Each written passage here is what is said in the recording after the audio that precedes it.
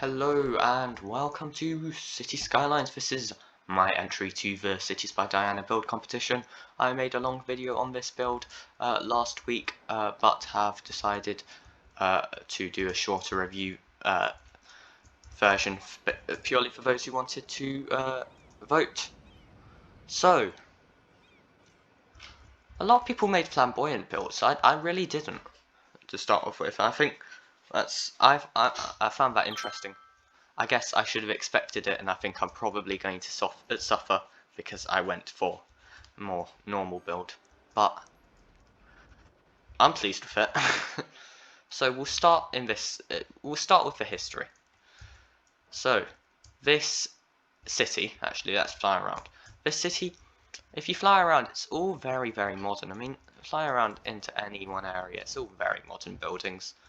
Obviously that's just because it's vanilla. Maybe if I used a CCP version there would be, but I seem to remember that it's not very historical, this city. So what I did was make a historical town to go with the city.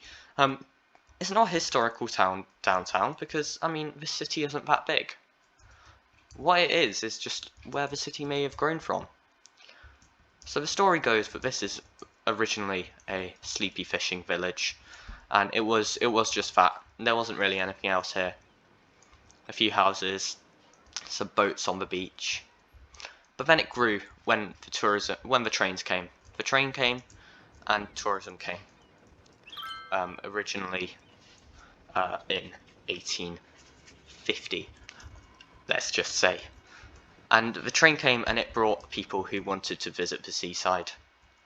And so, over time, the place evolved to be just that. Stopped being a fishing village and started being mainly for tourists. But there were still some stubborn residents who wanted to be fishers. So, it grew. It grew and grew and grew, and grew into this originally. So, they rebuilt the harbour and the whole town, and really, that's where it all began. But so let's talk about how I built this. And we'll actually, once I'm done talking about how I've built it, we'll run cinematics and screenshots up on screen. So starting over here, just used a mid-century modern diner. I thought it was just perfect for this corner.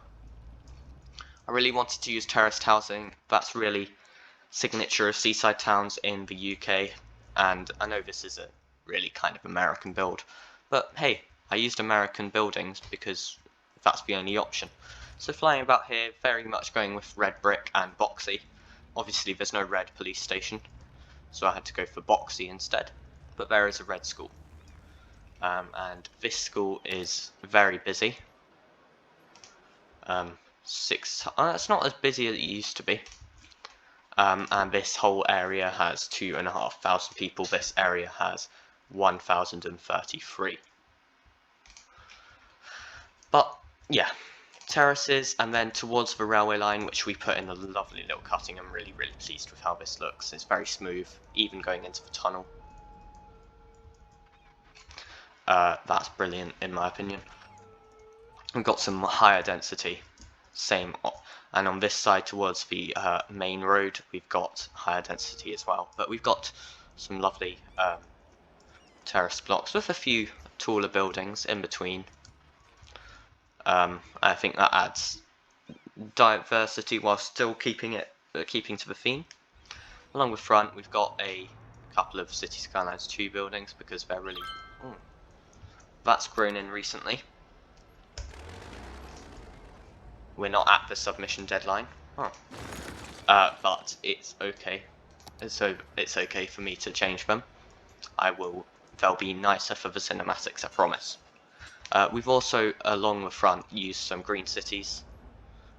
We had a bit of a gravel path palette going behind this lovely commercial strip, and I wanted to continue that. Love the Catfish Cafe, it's such a brilliant asset. But yeah, I really tried to keep with the theme of red brick. We've got lots of red brick. So we came along here and used some gravel and overgrowth, and created a bit of a nice farmers market. It's really, really cute. Lots of bus lines, very busy buses. That's very busy. I didn't press that button. Please excuse my video making skills. I didn't press that button. Anyway, is this line too full? Yeah. Well, we'll take it back up to 3. So yeah, but I then decided to use the 1x1 European suburbia as beach huts. Now in the UK, I'm not sure about anywhere else, but in the UK we have beach huts and they're like, you rent one or own one and you go to the seaside, and every time you go to the seaside you base out of there. I mean, they're not that accurate. You'd have the doors on this side and they'd often be raised on stilts and be put on the beach, but it's as close as we can get in vanilla. And this is a bit more of a beach where the residents would go, I guess. Coming along here, we've got some rocks and overgrowth and all that around our harbour. Now, this took a long time. This took a long time to build. As with growing the assets, everything in this took a long time. So it turns, yeah, it's an absolute pain to get these to raise up, be flat. This is pretty good by vanilla standards. I took hours building this. I rebuilt it multiple times. I did lower the water level to help it and then bring it back up. But I mean, it's not, the jump isn't too bad. I think very good for vanilla actually. We've got a little building on the pier head and some volleyball, you know, trying to create a human space. This is one of only 3 train lines in the city. It runs straight into the oldest, first built area of the city. This is technically meant to be the oldest, if it were to be selected and won. Coming along here, we squeezed some trees in and some gravel pathways, some tiny parks, really give that older, more walkable, more sensible vibe to a city. Now come along here, we really went for 2x2 European suburbia. I love 2x2 European suburbia. European suburbia is my favourite content creator pack. And I absolutely love it. Some more beach huts. I think these are level 2, so it's harder to grow them in, but I have used them in a few spots as well. We've got our elementary school, our primary school, whatever you want to call it, over here, and some larger area house sizes along the waterfront over here.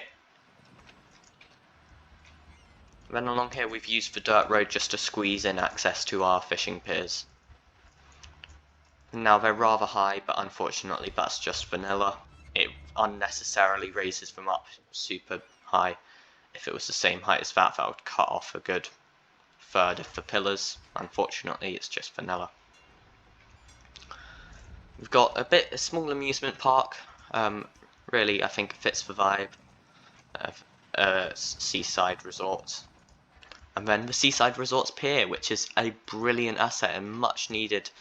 I mean, the game really needed this, I think. Sorry for that quick cut, but back with the review. So, coming from this lovely pier, that was a wonderful addition to the game, we've got the Oasis Hotel from Mid-Century Modern Content Creator Pack, and honestly, it's such a nice location. I can just imagine, you know, everyone would be asking for the ocean view rooms, with that beautiful view, sitting in the pool. It'd just be so nice. Coming along here, we've got our tram turnaround. The tram line is pulled from this area of the city. And we've also got and I've probably been over this before, but I'll go over each pier. These are from the Bridges and Piers Content Creator Pack. These were an absolute pain to get to the ground, and only one of them really did it, but the other one's fine. This is After Dark. Most of them After Dark. But yeah, each one took a lot of trial and error to get down to the ground. It's an absolute pain. But it works out in the end. I'm very pleased with it. The little details as well really make a build in my opinion. So putting in this fence because you don't want the volleyball to roll into the ocean. That kind of thing. I'd like to thank you very much for watching. And hope you enjoy the episode. I hope you, I mean, obviously, I hope you vote for me. I hope you enjoyed the review. I hope this brings you to my channel, and I would really appreciate a vote in the upcoming competition voting, I guess, stage. Cheerio.